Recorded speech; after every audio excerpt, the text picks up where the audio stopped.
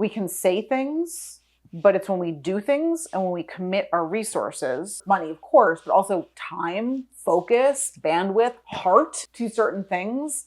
That speaks more than any set of words ever could. I hope for their sake, they are able to divorce their pain or their confusion from me. Because that's all they're doing. They're like, I'm confused or I'm in pain or I'm whatever. I'm going to attach this to Sara and I'm going to decide she's the problem.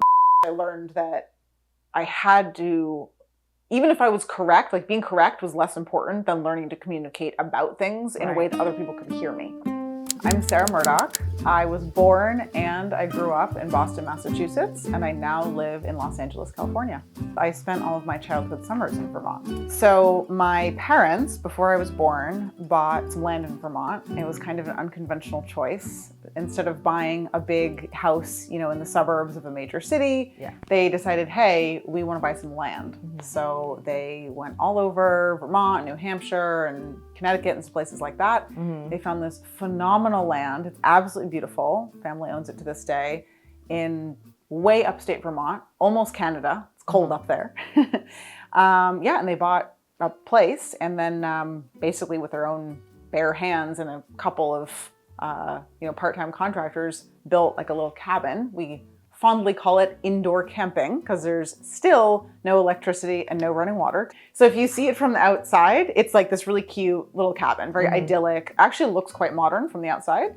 But then you go in and over the years, they have outfitted it with, for example, solar panels. So there's now, a way to sort of access a little bit of electricity. Or now there's like a giant, basically gas or propane camping stove. So they've found ways to kind of modernize it, so to speak, or give it amenities. Yeah. But yeah, it's totally off grid. There's no electricity, not really. You can turn this solar thing sort of on and off, right? So little spurts of electricity, and definitely no running water. So we use solar showers and a composting toilet. What is solar shower? What is It's that? actually a really cool invention. It's basically just a bag. I'm not gonna lie. It's like this. It's a bag about yay big. You can kind of go to any hardware store to buy one. You fill it up, you leave it out in the sunlight. What's cool is that, or not cool, what's hot, that's cheesy, but is that it gets very, very warm.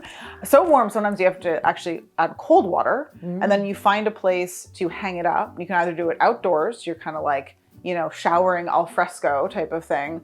Or what we do when it's colder is basically put like a little sort of curtain around, like hang a curtain and then put like a kiddie pool kind of thing and hang it indoors. Actually, you can do that too and shower that way. Okay. So it sounds fancy, but it's actually very, very basic. That sounds like a dream life. It's super fun. I would recommend it. Describe your childhood. Ooh, what kind of kid were you?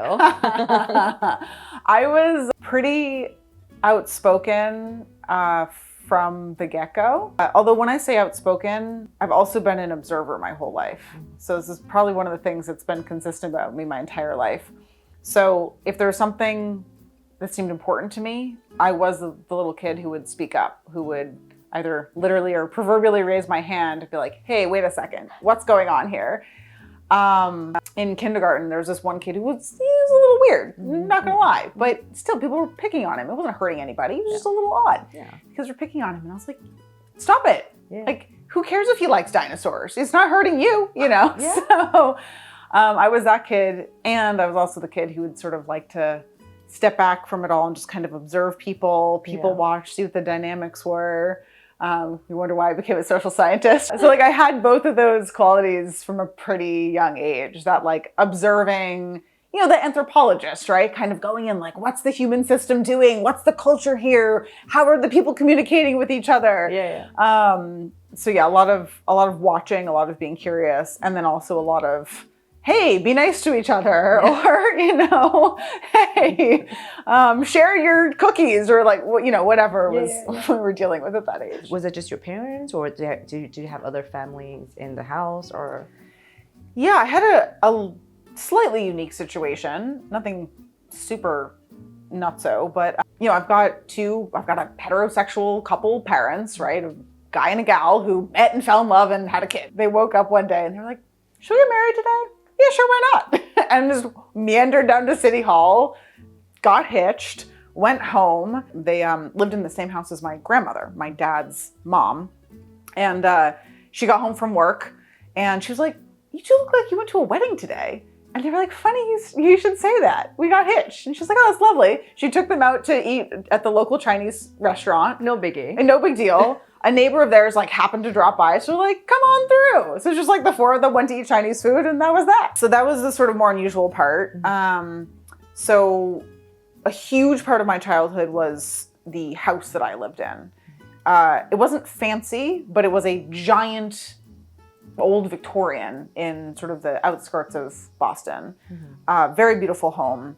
And when my grandmother and her then husband, because he died early on, when they were sort of like young and broke and didn't have a lot of cash, they somehow managed to scrape together a down payment on this big, gorgeous house. And that's where they, raised their 3 kids. And my dad was one of them. So there was a separate apartment with like a door that locked. So we lived up there.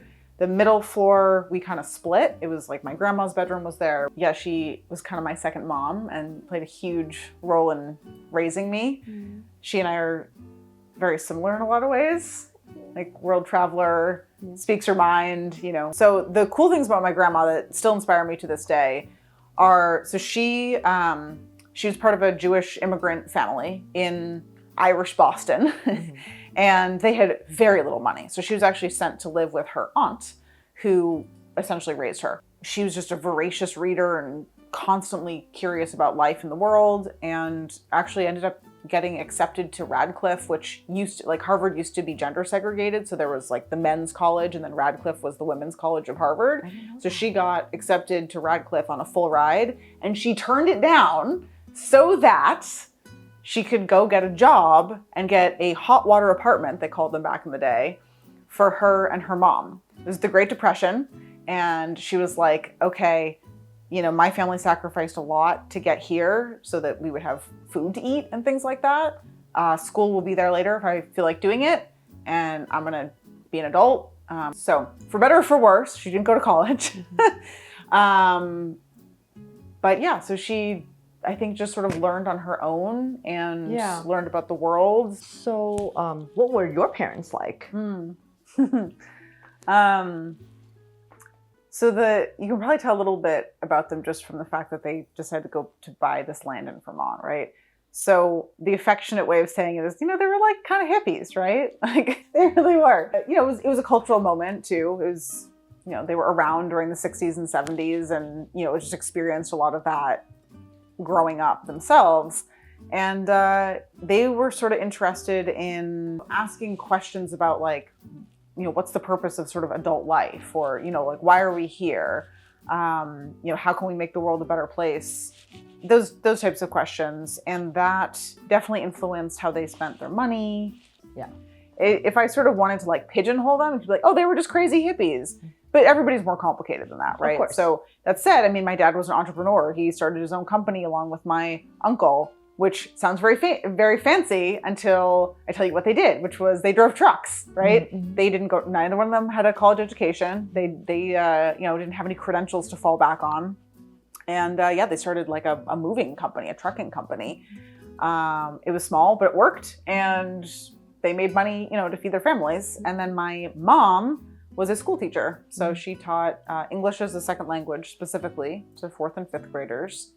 And I share some of this partially because watching them do this and also watching my grandma, you know, travel all over the world and meet people from everywhere, watching all of them make decisions in their adult lives, and not just decisions like, I don't know, what type of milk to buy or something, but like decisions about like how to show up as a person, you know, that was very telling to me in terms of we can say things, but it's when we do things and when we commit our resources, money, of course, but also time, focus, bandwidth, heart, you know, like your career, your life to certain things, That, I mean, gosh, that speaks more than any set of words ever could, especially to a little Sara, right? Yeah. These people, like, making important decisions that are affecting the people around them and the world around them. And at the time, you probably weren't thinking about it at all. 100%. But then when you grew up, you're I was so oblivious as a kid. Yeah. And like, it's normal to like spend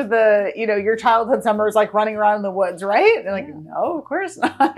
You don't know when you're little. But when did you realize that that's something different?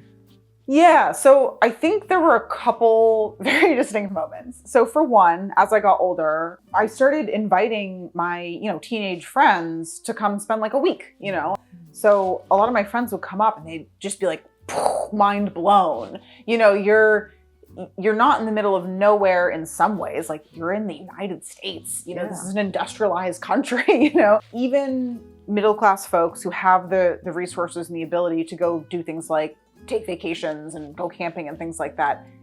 When you're running around, like 200 some odd acres without Wi-Fi and things like that, well, this is back in the day, so it's like kind of pre-Wi-Fi, but you know what I mean? Like without just the usual solar shower. Exactly. You're like, holy crap, this is different. So it was really at that point that I started to be like, oh, I've had kind of a unique experience.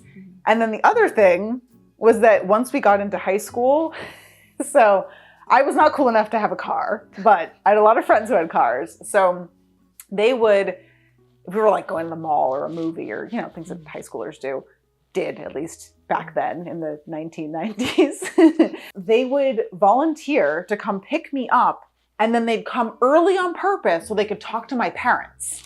And this kept happening like a lot. So they would want to know from my parents, like, how did you, I mean, again, they didn't necessarily have language for it, but basically they're asking in so many words, like, how did you decide to do something a little bit different with your career? My mom had a standard career. She was a school teacher, right? But she was also teaching immigrant children from all over the world. At that time, it was probably there was a lot of fear, fear of the other. Oh, tell these immigrants to go home, especially for that time without much awareness. Yes, exactly. Like, we didn't have DEI back then. It was like, oh, like, we're going to, give resources to the immigrants that should be going to our kids and things like that. My mom, as a white lady, was even experiencing a different type of discrimination, mind you, but a certain type of discrimination of like, oh, you're a race traitor, or like, oh, you're, it's fine. We'll give your students like the leftovers. We got to give the real resources to like the white suburban kids. And then, your kids can, kind of have like whatever's left over. And she's like, excuse me, my job is to make sure that my students from all over the world are taken care of, as well as I possibly can. Of course. Yeah. So that also formed, how I saw things. And the piece I didn't tell you yet was that, so my grandma, after, most of the kids, except my dad, moved out of the house, and her husband, died very suddenly when he was in his mid-60s. So she was like, well, I've got this huge house. I should run an Airbnb. Like, I should have people stay here. It wasn't literally like an app, obviously, but she was sort of posting little things, all over like bulletin boards and things like that. And telling her friends in different countries, like, spread the word. It's like ahead of her time. Yeah, really ahead of her time. So she would have people from all over the world coming to stay with her. It was just in our house, right? So as a little kid, I'm like wandering around the house, hearing different languages, seeing people of all different, phenotypes and things like that coming to stay with my, my Jewish bubby, cooking them eggs and things like that. And I think part of me knew like, oh, that's a little unusual, but I didn't realize at that time, like, wow, this is a really different experience than like most white suburban kids have. So when was the last time you got into the most trouble? I mean, I told you kind of a few anecdotes about like speaking up when I felt like things were not just, essentially. That's the common theme. And I have worked for many large institutions, and when I've seen things that, in my opinion, are not just or okay, I will say, hey, this seems to be not okay. Could we do it a different way? And now that I'm a little more mature, I don't know. What I can say though is I do have more skills now to communicate instances like that in ways that people in positions of power can hear. I didn't always have those skills. I had to learn them. So early on in my career, kind of my first 2 jobs I was in, I was kind of learning to manage people. And there were situations that seemed really unfair to me. And I just didn't have like the articulation skills at that point. So I'd kind of be like, this isn't cool. This sort of happened in both of my first 2 jobs. So I think like the senior management thought I was this big like troublemaker, rabble rouser. I'm like, no, I'm actually just trying to observe what's happening and point out the stuff that's not working so that you, senior management, can fix it and then we'll have a better team. But they just saw it as like, oh, this young lady is trying to cause problems. So for better or for worse, I learned that I had to, even if I was correct, like being correct was less important than learning to communicate about things in a way that other people could hear me. So I learned that. What is the hardest thing you've been through? Well, a couple of things were tough, but it's funny. It's like looking back on them, because I meditate a lot, I do the internal work. So when I think back on them now, like my narrative is a little bit different maybe than it was at the time. So some of the stuff that I've been through that was really difficult at the time, I don't feel like my story is like this person did this thing to me, or like how, I don't feel any of that. I kind of, to be honest, some of the people who've been really cruel to me over the years, I sort of feel a little bad for them, and I hope that they've healed. I look at it as these were all experiments that I've been through to figure out, like who am I at my core, which apparently, it turns out, is a very strong woman. Also, I didn't have, again, a lot of skills for many years to express things like, your behavior isn't working for me right now. And so I would either get, and to be clear, there's nothing wrong with emotions. Your emotions are okay. Yeah. Do not let anybody tell you you're being hysterical because they're treating you like you are being a normal human being. So I want to be super crystal clear about that. But I also, looking at myself, I didn't have the skills to be like, let's take a breath. That doesn't feel good. Or when someone speaks to me like that, I don't feel okay. I'm going to remove myself from that, and I'm going to tell this person, you know what? That doesn't work for me. Go find somebody that works for. Yeah. However, really, please don't treat anybody like that. That's super.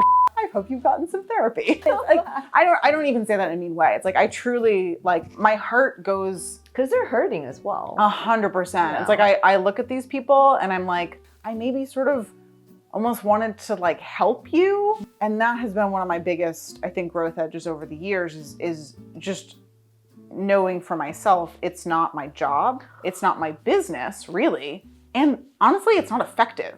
Again, a therapist or a mentor might be able to help somebody who's in a very toxic place emerge out of it, but you can't do that for somebody else. So I had to learn that. I had to learn that lesson. And one thing I've noticed is that you can't help someone unless they want to be helped. 100%. If they're just I'm fine and I'm okay, then it doesn't matter how much you want to help them.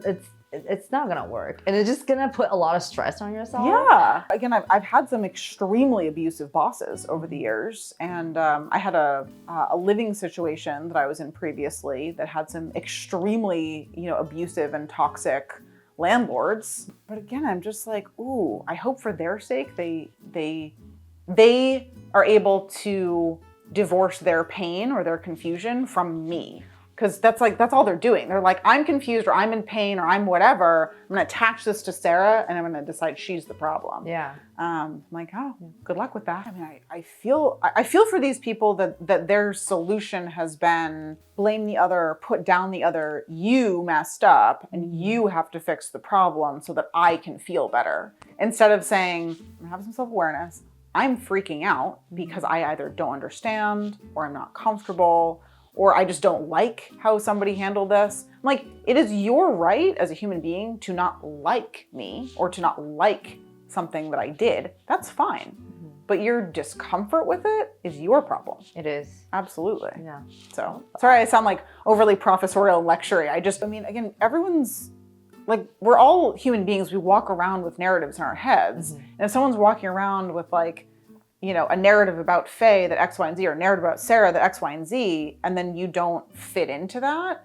And the really funny thing is even if we're showing up in a healthier way or a more mature way, they might not like that. Yeah. They might be like, how dare you be healthy and mature about this? I am used to the version of you that I get to yell at, or I get to belittle, or I get to tell you puffed up. Yeah. You know, because then they get to cling on to their little comfort zone. Exactly. It's a projection, right? Yeah. It's a projection of their own security a lot of Totally. time.